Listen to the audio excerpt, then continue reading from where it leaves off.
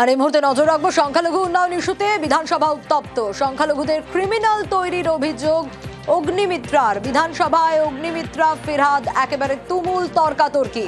সংখ্যালঘু উন্নয়ন ইস্যু আর সেই ইস্যুকে কেন্দ্র করে বিধানসভা একেবারে উত্তপ্ত হয়ে ওঠে। সংখ্যালঘুদের ক্রিমিনাল তৈরির অভিযোগ অগ্নিমিত্রা পলের, আর বিধানসভায় অগ্নিমিত্রা পল এবং ফিরহাদ হাকিমের তুমুল তর্কাতর্কি। আরো বিস্তারিত জানবো, তবে তার আগে আরো একবার জানাই, সংখ্যালঘু উন্নয়ন ইস্যুতে বিধানসভা একেবারে উত্তপ্ত হয়ে ওঠে। সংখ্যালঘুদের ক্রিমিনাল তৈরির অভিযোগ করেন অগ্নিমিত্রা পল। বিধানসভায় অগ্নিমিত্রা পল এবং ফিরহাদ হাকিম তুমুল তর্কাতর্কি। ঠিক কোথা থেকে এই ঘটনার সূত্রপাত, কেন, কি বলা হয়েছিল, আরো বিস্তারিত এই বিষয়ে জানাতে পারবে পারাদীপ রয়েছে আমার সঙ্গে। পারাদীপ,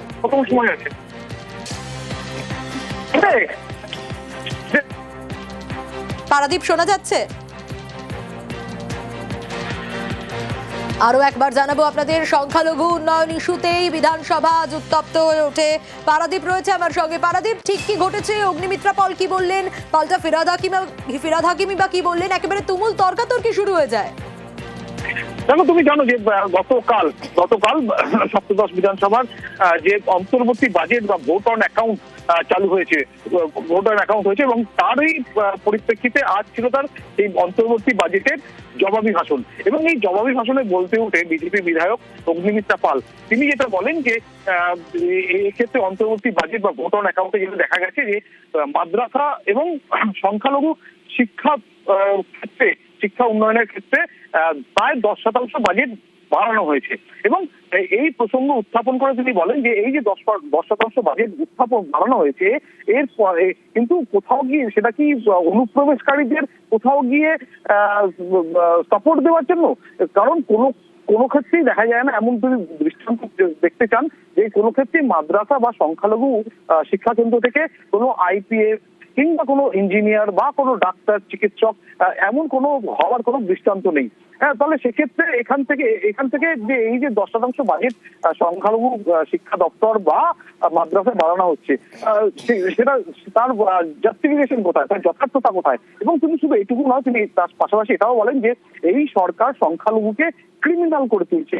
ক্রিমিনাল করে তুলতে এই সরকারের একটা ভূমিকা রয়েছে, সদর্থক ভূমিকা রয়েছে। এবং এই যে অগ্নিমিত্রা পাল যখন এই বক্তব্য অধিবেশন কক্ষের মধ্যে তার জবাবি ভাষণে রাখেন, তারই পরিপ্রেক্ষিতে কিন্তু তুমুল হইহট্টগোল শুরু হয়ে যায়।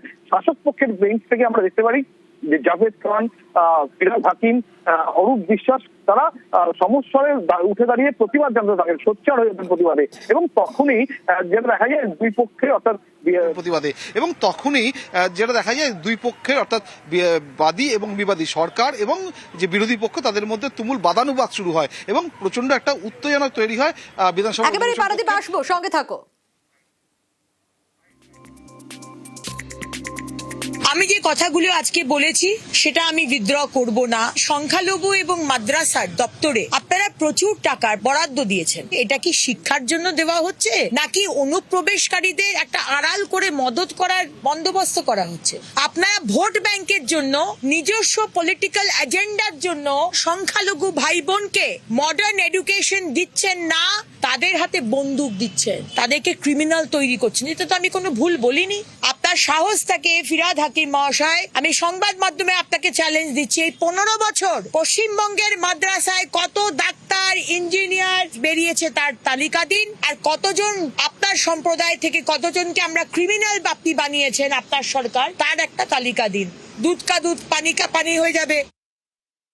পুরো একটা সম্প্রদায়কে ক্রিমিনাল ট্যাগ করে দিলেন। ওনাদের ডাবল ইঞ্জিন সরকার যেখানে আছে অত্যাচার করতে পারেন, কিন্তু এটা বাংলার মাটি।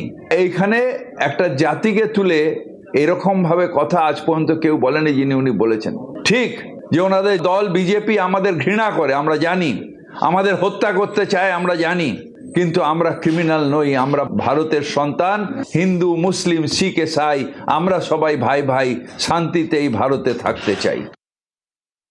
এটা অত্যন্ত দুর্ভাগ্যজনক এবং নিন্দনীয়। এই বিধানসভার মধ্যে দাঁড়িয়ে তিনি যে ঘৃণার মনোভাব প্রকাশ করলেন একটা বিশেষ ধর্মের মানুষের প্রতি, এই পবিত্র সদনকেও তিনি অসম্মান করেছেন, অপমান করেছেন এবং গোটা সমাজকে অপমান করেছেন। মুখ্যমন্ত্রী চাইছেন যে সমস্ত মানুষ একভাবে এগোক। একটা দেশের যিনি নেত্রী হবেন তাকে দেখতে হবে সমাজের সব স্তরের মানুষ যাতে এগিয়ে যেতে পারে, একসঙ্গে চলতে পারে, তবে তো রাজ্যের উন্নতি হবে, দেশের উন্নতি হবে। কিন্তু যেহেতু বিজেপি ধর্মান্ধতার পলিটিক্স করতে বিশ্বাস করে বেশি, তাই আজকে এই ধরনের কথা ওদের মুখ থেকে বেরিয়ে যায়।